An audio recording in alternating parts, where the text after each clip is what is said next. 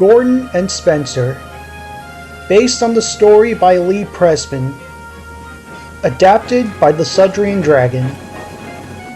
The Fat Controller stood to attention at the sheds.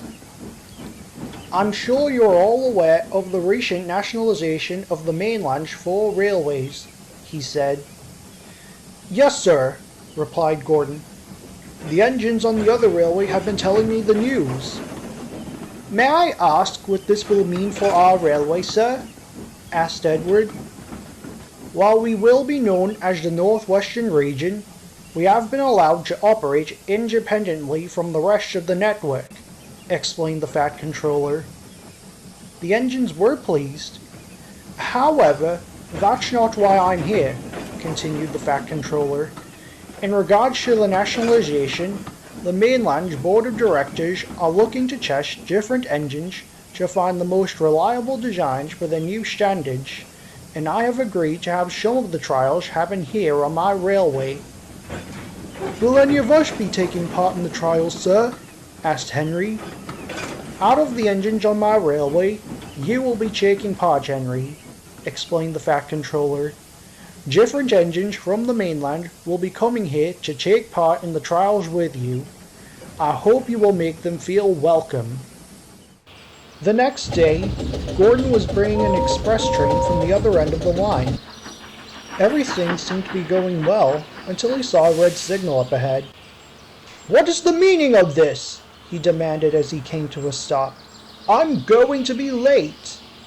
Another train has been given priority, explained the signalman. You'll have to wait until it's passed. What kind of train would be more important than the express? Gordon soon got his answer, for at that moment, a loud booming whistle could be heard in the distance. Gordon thought the whistle sounded familiar. Then, a huge engine rocketed by, pulling a rake of coaches. Steaming pistons! Gasped Gordon. Who was that? Gordon soon found out. When he returned to the shed, he saw the engine. He had the same wheel arrangement as him, except he was silver and had a very sleek design. Gordon gasped when he saw the engine. Is that... The Fat Controller walked up to the engines just as Gordon came to a stop. Ah, Gordon, you have arrived, he said. He then addressed the rest of the fleet. I would like you all to meet Spencer. He is a Grizzly A4, one of the fastest engines in the world. Humph, grunted Gordon, though he was secretly impressed. I am what the engineers of Doncaster call a streamlined engine, said Spencer. I hold the fastest express trains across the East Coast Main Line.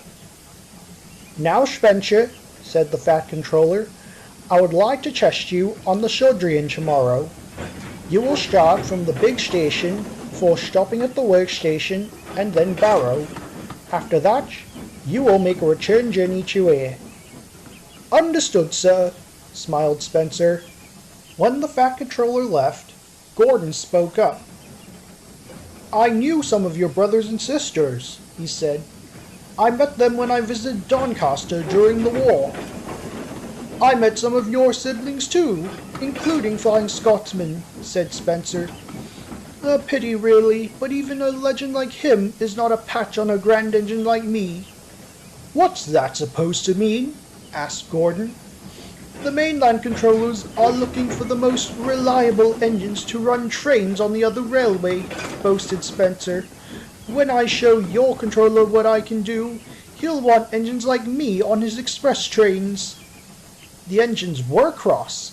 Listen here, you oversized bathtub, snapped James. Gordon has pulled more express trains than you have in your entire life. He is one of the most reliable engines this railway has ever seen, agreed Henry. He is twice the engine you will ever be. For now, sniffed Spencer. Now, if you'll excuse me, I need my beauty sleep. I need to be at my best for tomorrow. And with that, Spencer closed his eyes, leaving the engines feeling very annoyed with him. The next day, Gordon was taking on water when Spencer passed him on his way to the station. "Aren't you going to take on water?" asked Gordon. "No need for that," said Spencer. "I already took on plenty before arriving here." "Are you sure? The express is a long train, and the workstation is far away beyond my hill. Surely you will need plenty of water." "I have plenty of water, thank you," insisted Spencer firmly as he backed onto the train. Once the passengers were on board, Spencer set off out of the station with a huff. "I was only trying to help," muttered Gordon. Spencer raced down the main line. He was going very fast as he raced through Edward's station. "Slow down!" called Edward. "You'll knock yourself to bits, and no mistake." "Who cares?" scoffed Spencer. "He'll be in trouble soon," Edward sighed as he left for the branch line, and he was right. As Spencer approached the hill, his driver checked the water levels and was shocked. "You've used up all your water!" he cried. "We need to stop now," replied the fireman. "No!" huffed Spencer. "We can't stop now, or the train won't make it to the end of the line." "You won't make it over the hill if your boiler explodes," snapped the driver as he shut off steam and applied the brakes. Spencer came to a stop just before the top of the hill.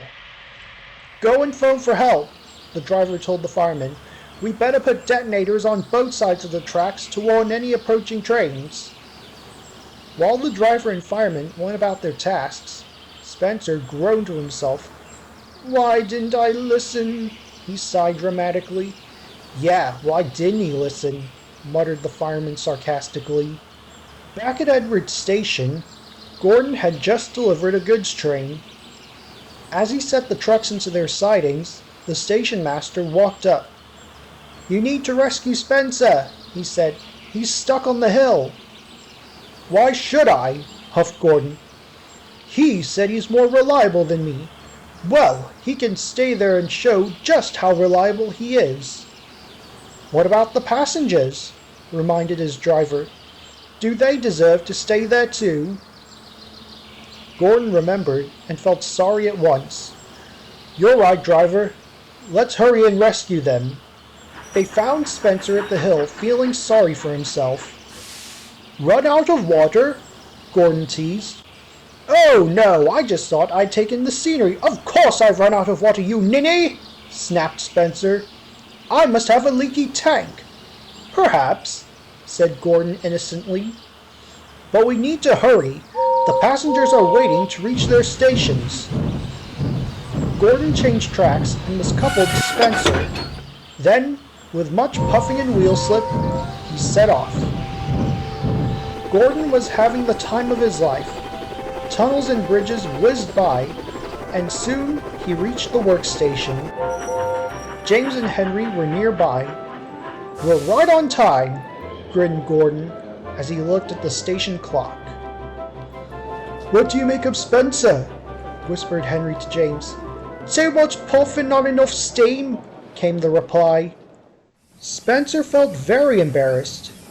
He felt worse when the Fat Controller came to see him, along with the Eastern Region Controller. "Sir, please, let me explain," began Spencer. "I don't want to hear it," snapped the Eastern Region Controller. "I will deal with you later." He then spoke to the Fat Controller. "Sir Topham, I must apologize for my engine's foolish behavior. I will see to it that he is reprimanded as soon as he gets home. And I would also like to thank Gordon for his efforts today in rescuing him." "Indeed," said the Fat Controller, turning to Gordon. "Well done on your efforts today, Gordon. You really were the fastest engine on Sodor." "I know that," chuckled Gordon. Spencer was returned to the Eastern Region the next day. Gordon, Henry, James, and Edward watched as he puffed into the distance. "I hope the next engine that arrives for the trials will be more pleasant than him," Gordon said to the others. "One can only hope," agreed Edward.